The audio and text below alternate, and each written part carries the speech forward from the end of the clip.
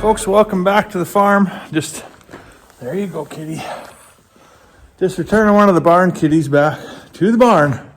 We had a lady here this evening just a short while ago. Picked one of them up, took him to its new forever home. Thank goodness for that. Tell you, putting kitties on the buy and sell is, you meet some people, or you don't meet some people, I guess is maybe what I'm saying. You have an interaction with them online. They tell you they're coming, but then they're not really coming. They might come next Thursday. They might come Tuesday. They might come Wednesday. They might never come at all. We had folks from as far away as Edmonton saying that they're coming up and they're gonna, we're gonna meet and for a free cat. Like, just, there's probably 7,000-8,000 free cats in between Edmonton and Beaver Lodge. Like, you can just get your free cat there and we won't waste each other's time. But anyways, kitties are back in the barn. It's nice and cozy in here, actually. It's a good spot for them. We've had all this snow. We're going to get like 6 more inches tonight. And I think we get a little bit of a break there on Friday, and then Saturday a whole pile more. The wind is blowing out of the east, kind of east-northeast right now. So as the old timers always said, like, if the wind blows out of the east, it's going to do so for 3 days and it ain't going to be good. And it's ringing true. Anyways, I'm going to head over to the shop and we're going to divvy up some food rations for some chickens here. Anyways, got some food scraps from the kitchen to blend off with about 15 loaves of bread there. We got quesadilla, some chicken noodle soup that the wife made today that the kids refused to eat. And then gingerbread house remnants that you put gingerbread houses together. They're good for about a week and then you get sick of looking at it. So break it all up, give it to the chickens. Seems to work pretty good.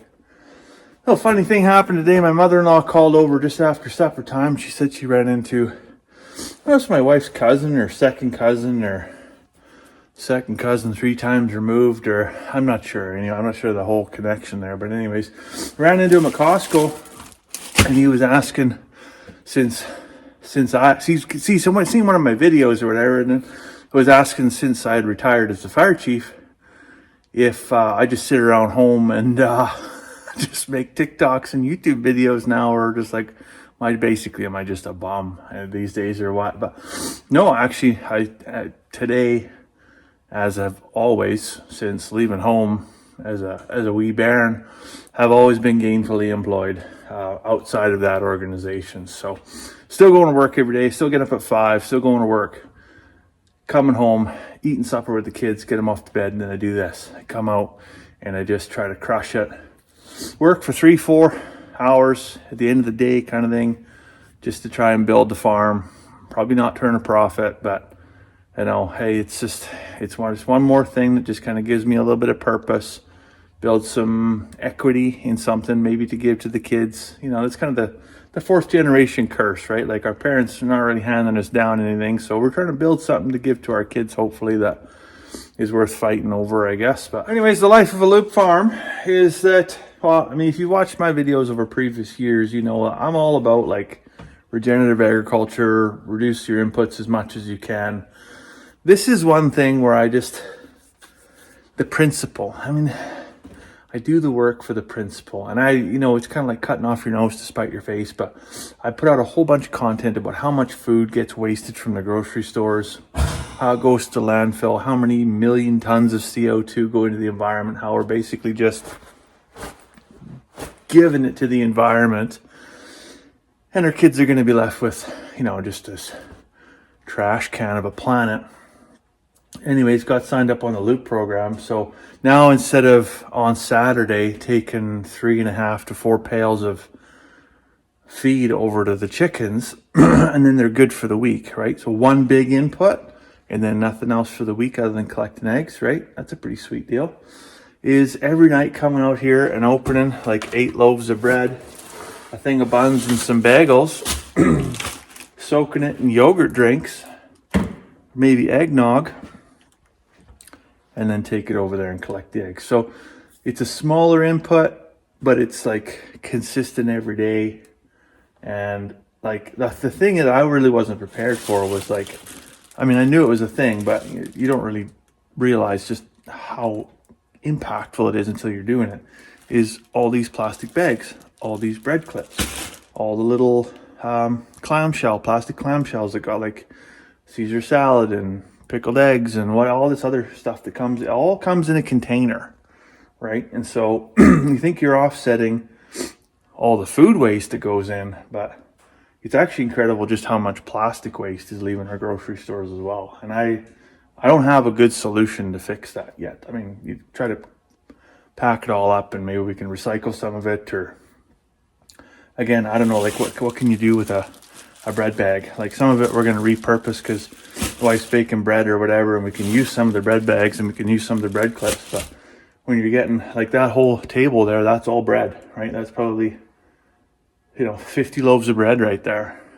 Like, what are you going to do with all them bread bags? So I have not yet figured that out. So if anybody's, currently doing this and they figured out a solution for all the bread bags and all the little plastic clips, that would be very helpful if you could share that information with me. The other thing that's really interesting is you learn a lot about what certain animals can eat and can't eat. So for instance, this week we got a whole pile of these Cozy Shack chocolate puddings, right? I know, well, we don't have any pigs right now. We do have pigs. They're in that chest freezer over there. So they're not eating a whole bunch right now.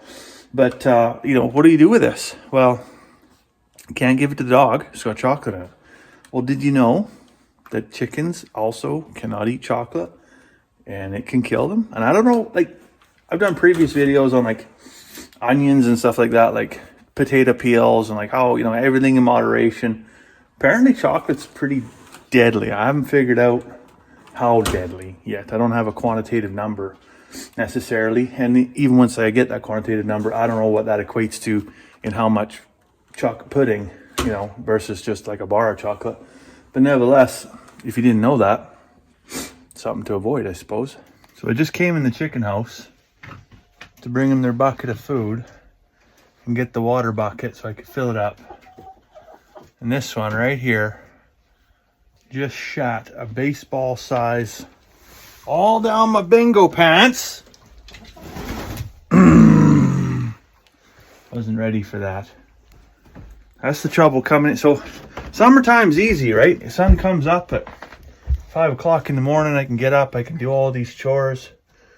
If I don't get something done, I can come about in the evening.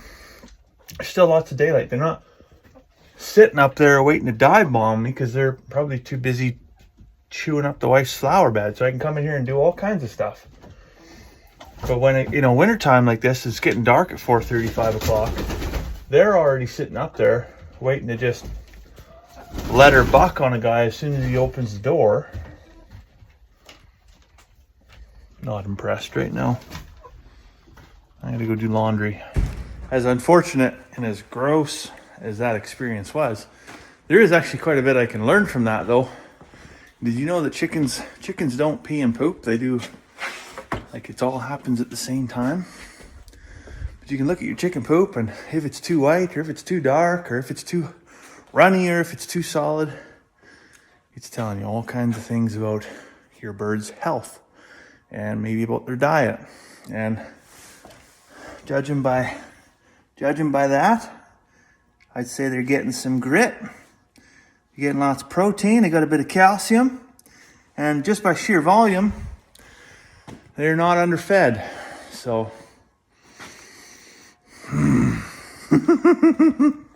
fun.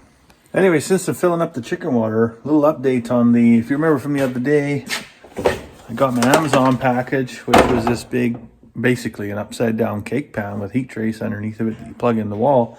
Keeps the base at 75 degrees Celsius, stops the water trough from freezing. We did get down to minus 32 the other day. That is a sin against humanity, that temperature, but nevertheless, it is what we get.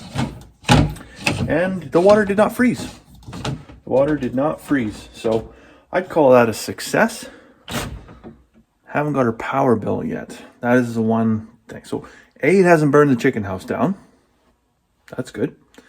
B, the water hasn't frozen yet, and it's been extremely cold, and it's been extremely cold for an extended period of time. It's going to be minus 25 again tonight, so not pleasant outside. But the third one, C, is like total power consumption remains to be seen. So I'll give you an update on that mid-December here when the power bill comes in. We'll see what it looks like. Anyhow, I'm gonna run this big old jug over to the ladies there. Try not to get pooped on again. I can run in the house, do a bit of laundry, get a cup of tea, and maybe call it a night. So I'll let you go for now. Hope you're having a fantastic evening. My goodness, this is heavy. And we will see you tomorrow.